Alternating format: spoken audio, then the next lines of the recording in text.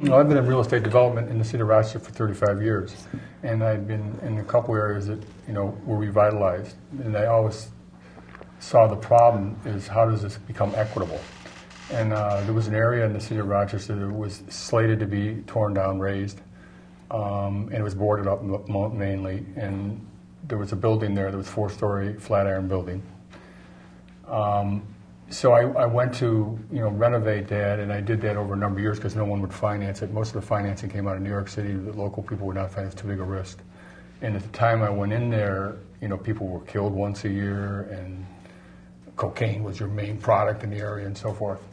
And then as the years progressed, we brought in very high-end antennas, and today is the highest square footage rate in the city of Rochester for what we did. Now we do have a photo, well, before and after photos actually on the still camera, if we can see what the before photo is, what the Flatiron building looked like. There it is, before you started.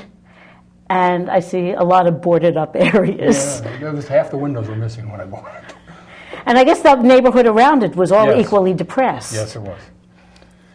So, started with that, and then, we worked towards, not just, it was easy to get Section 8 money in the state of New York. That's, subsidized housing.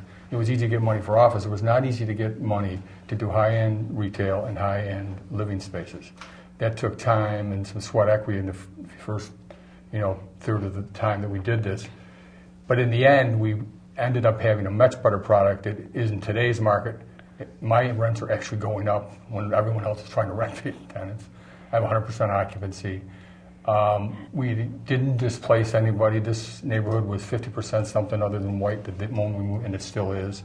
We bought houses also around the area and would renovate the lower units to make it possible for people who had already been there to stay, and then we would do the second floor or third apartment lofted and very high end. So we mixed income, social economics. And the thing that's important about that is it didn't cause any problems. People were able to live with that. So you kept a very diverse population and raised everybody's standard of living immensely. But the big problem with the whole thing is the value went up considerably, but also my taxes went up 800%. Wow. After we put the sweat equity in there, the city of Rochester gained, they did some investment, but nowhere near what the people who lived there put in. And what land value tax, the basic premise of that is you tax the land at a much higher rate and you don't tax the structure at all, or at a much lower rate, so that if someone does a better job, they aren't penalized for doing a better job. It encourages good development and long-term development.